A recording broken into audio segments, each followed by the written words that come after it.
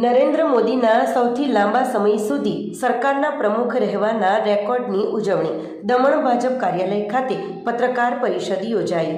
આજે દમણ ભાજપ કાર્યાલય ખાતે એક પત્રકાર પરિષદનું આયોજન કરવામાં આવ્યું હતું, જેમાં દમણ પ્રદેશ ભાજપ અધ્યક્ષ મહેશ અગરિયા અને ભાજપ પ્રવક્તા માજીદ લધાણી ઉપસ્થિત રહ્યા હતા। પત્રકાર પરિષદને સંબોધતા મહેશ અગરિયાએ જણાવ્યું હતું કે નરેન્દ્ર મોદી સ્વતંત્ર ભારતના ઇતિહાસમાં કોઈપણ ચૂંટાયેલી સરકારના પ્રમુખ તરીકે સૌથી લાંબા સમય સુધી સેવા આપનાર નેતા બની ગયા હશે અને તેમણે સિક્કિમના પૂર્વ મુખ્યમંત્રી પવનકુમાર ચામલિંગ તથા પૂર્વ વડાપ્રધાન ઇન્દિરા ગાંધીના સૌથી વધુ દિવસો સુધી શાસન કરવાના રેકોર્ડને પાછળ છોડી દીધો છે। મહેશ અગરિયાએ નરેન્દ્ર મોદીના ગુજરાતના મુખ્યમંત્રી તરીકેના સમયગાળાથી લઈને દેશના વડાપ્રધાન સુધીની સફરની ઐતિહાસિક સિદ્ધિઓ વર્ણવી હતી, જેમાં તેમણે 2001ના ભૂકંપ બાદ ગુજરાતનું સફળ પુનઃનિર્માણ, નર્મદા ડેમની ઊંચાઈ વધારવી, જ્યોતિગ્રામ યોજના થકી વીજળીની સમસ્યાનો ઉકેલ અને વાઇબ્રન્ટ ગુજરાત થકી રોકાણ અને રોજગારીની તકો ઊભી કરવાના કાર્યોને બિરદાવ્યા હતા। દેશના વડાપ્રધાન તરીકેની તેમની કામગીરીનો ઉલ્લેખ કરતા તેમણે make in India, startup India, ગરીબો માટે આવાસ અને ઉજ્જવલા યોજના, આયુષ્યમાન ભારત, પીએમ કિસાન સન્માન નિધિ અને મહિલાઓ માટે લખપતિ દીદી જેવી કલ્યાણકારી યોજનાઓની વાતો કરી હતી। વધુમાં તેમણે હાઈવે, એરપોર્ટ, મેટ્રો અને એમ્સના નિર્માણ થકી થયેલા ઇન્ફ્રાસ્ટ્રક્ચર વિકાસ, ભ્રષ્ટાચાર નાબૂદી માટે ડીબીટીનો ઉપયોગ, રાષ્ટ્રીય સુરક્ષા અંતર્ગત ઉરી અને પુલવામામાં હુમલા બાદ સર્જિકલ સ્ટ્રાઇક જેવા આક્રમક નિર્ણયો અને કોવિડ-19 મહામારી દરમિયાન સ્વદેશી વેક્સિન બનાવી દેશવાસીઓ અને દુનિયાને બચાવવાના નરેન્દ્ર મોદીના કાર્યોની પણ વિસ્તૃત પ્રશંસા કરી હતી અને અંતમાં વિશ્વાસ વ્યક્ત કર્યો હતો કે તેમના દૂરદર્શી અને નિર્ણાયક નેતૃત્વમાં ભારત આત્મનિર્ભર તથા વિકસિત राष्ट्र बनवा तरफ झड़पથી આગળ વધી રહ્યું છે। आज हम सभी के लिए एक ऐतिहासिक क्षण है। भारत के माननीय प्रधान सेवक नरेंद्र भाई मोदी जी ने देश के राजनीतिक इतिहास में एक नया और अध्याय जोड़ा दिया है। अब नरेंद्र मोदी जी स्वतंत्र भारत के इतिहास में सबसे लंबे समय तक किसी भी चुनी सरकार के प्रमुख के तौर पे उन्होंने काम किया है, जिसका एक कीर्तिमान रच चुके हैं। आज मैं उन्हें प्रधान सेवक इसलिए कहना चाहता हूँ कि उन्होंने अपने 24 वर्ष सार्वजनिक जीवन में स्वयं को कभी केवल मुख्यमंत्री या प्रधानमंत्री के रूप में नहीं देखा, बल्कि सदा देश के एक सेवक के रूप में उन्होंने देखा है।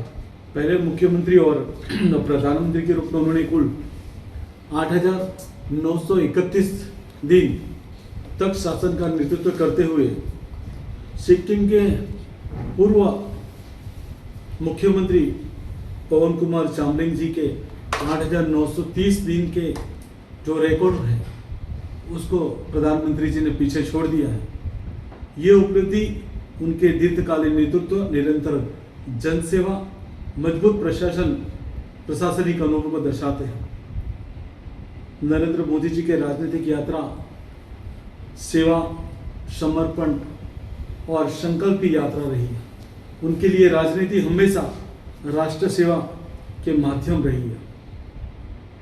साथियों, आज इस अवसर पर मैं अभी आप सभी को एक और महत्वपूर्ण बात बताना चाहता हूं कि प्रधान सेवक नरेंद्र मोदी जी के गुजरात के सबसे लंबे समय तक सेवा करने वाले मुख्यमंत्री भी रह चुके हैं। यही नहीं, भारत के लगातार सबसे लंबे समय तक प्रधानमंत्री रहने वाले दूसरे नेता भी बन चुके हैं। उन्होंने पूर्व प्रधानमंत्री इंदिरा गांधी जी के 4,077 दिनों के कार्यकाल का रिकॉर्ड को पीछे छोड़ दिया है। 22 मार्च 2026 को बतौर प्रधानमंत्री उन्होंने 4,318 दिन तक कार्यकाल पूरा कर लिया है। यह जनता के लिए केवल विश्वास और उनके नेतृत्व की स्वीकृति का प्रमाण देता है। नरेंद्र मोदी जी के नेतृत्व में जनसंवाद और सहभागिता को बढ़ावा मिला है। मन की बात जैसे कार्यक्रम के माध्यम से देश के असली नायकों और आम लोगों की कहानियों को सामने लाकर लोगों को जोड़ा है। मैं आप सबसे ये भी बताना चाहता हूँ कि आत्मनिर्भर भारत की दिशा के कदम बढ़ाते हुए रक्षा उत्पादन और आयात को बढ़ावा दिया है, जिससे देश अब पहले से तरह केवल आयात पर निर्भर नहीं रहा है, बल्कि निर्यात भी बन रहा है। उनके नेतृत्व में पॉलिटिकल ऑफ परफॉर्मेंस पर जोर दिया गया है। વલસાડના રેલવે ગોદીમાં ભીષણ આગ ફાટી નીકળતા અફરાતફરી.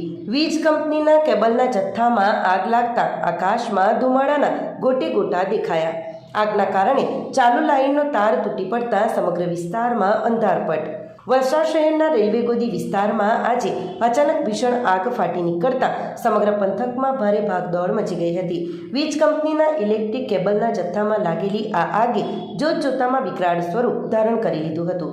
વલસાડ રેલવે સ્ટેશન નજીક આવેલ રેલવે ગોદીમાં વીજ કંપનીના મોટા વાયરોનો જથ્થો રાખવામાં આવ્યો છે. ત્યાં અચાનક આગ લાગી હતી. વાયરોમાં રબરનો ઉપયોગ થયેલો હોવાથી આગ ઝડપથી ફેલાઈ હતી અને જોતજોતામાં આગે રૌદ્ર સ્વરૂપ ધારણ કર્યું હતું. ઘટનાની જાણ થતાં જ વલસાડ નગરપાલિકાના ફાયર ફાઇટરો તાત્કાલિક ઘટના સ્થળે દોડી આવ્યા હતા.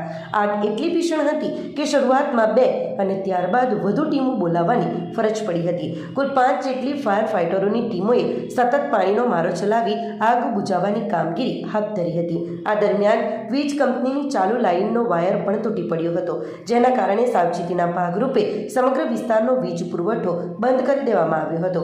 રેલવે પોલીસ પણ તાત્કાલિક સ્થળ પર પહોંચી ગઈ હતી અને કાયદો વ્યવસ્થા જાળવવા સાથે ભીડને દૂર કરી હતી. ફાયર વિભાગની કલાકોની જહેમત બાદ આખરે આગ પર કાબૂ મેળવી લેવાયો છે, જેનાથી તંત્રએ રાહતનો શ્વાસ લીધો છે. જો કે આ આગમાં મોટા પ્રમાણમાં ઇલેક્ટ્રિક કેબલ બળીને ખાખ થઈ ગયા છે.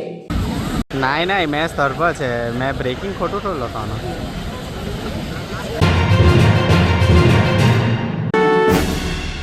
ધરમપુરમાં જીબીના એલ્યુમિનિયમના વાયરોની હેરાફેરી કરી ચોરીનું કૌભાંડ ઝડપાયું. લાખોના મુદ્દામાલ સાથે 3 શખ્સોની ધરપકડ. ધરમપુર પોલીસ સ્ટેશન વિસ્તારમાં ગેરકાયદેસર રીતે એલ્યુમિનિયમના વાયરોની હેરાફેરી કરતા 3 ઇસમોને પોલીસે બાતમીના આધારે ઝડપી પાડ્યા છે.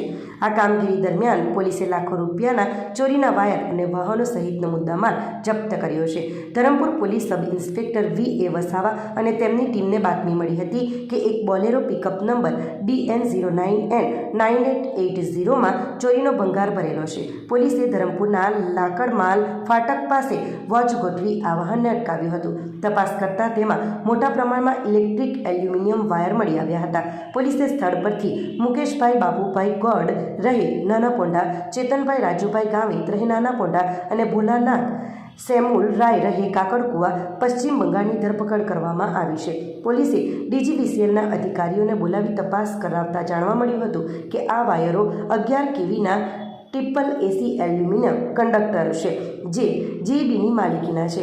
વાયરોનો જથ્થો અંદાજે 2475 કિલો જેટલો એલ્યુમિનિયમ વાયર, જેની કિંમત આશરે ₹6.18 લાખ અને એક મહિન્દ્રા બોલેરો પિકઅપ કિંમત ₹3 લાખ તેમજ મોબાઈલ ફોન મળી કુલ ₹9,62,260નો મુદ્દામાલ જપ્ત કરવામાં આવ્યો છે.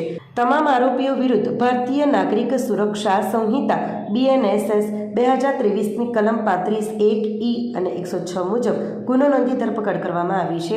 આ ચોરીમાં અન્ય કોઈ સંડોવાયેલ છે કે કેમ તે અંગે પોલીસે વધુ તપાસ હાથ ધરી છે.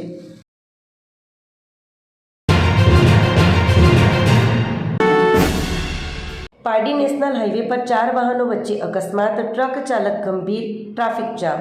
પારડી નેશનલ હાઈવે પર આજે વહેલી સવારે 4 વાહનો વચ્ચે ભીષણ અકસ્માત સર્જાયો હતો. આ અકસ્માતમાં 2 ટ્રક, 1 પિકઅપ ટેમ્પો અને 1 કારનો સમાવેશ થાય છે. અકસ્માત એટલો ભયાનક હતો કે ટ્રકની કેબિનનો આગળના ભાગનો મોટો ભાગ તૂટી ગયો હતો અને ટ્રક કચડી ગયેલી હાલતમાં હતી. આ અકસ્માતમાં ટ્રક ચાલકને ગંભીર ઈજાઓ પહોંચી છે, જેને તાત્કાલિક સારવાર અર્થે નજીકની હોસ્પિટલમાં ખસેડવામાં આવ્યો છે. અકસ્માતને કારણે નેશનલ હાઈવે નંબર 48 પર ભારે ટ્રાફિક જામ સર્જાયો હતો, જેના કારણે વાહન ચાલકો ભારે હેરાન પરેશાન થયા હતા.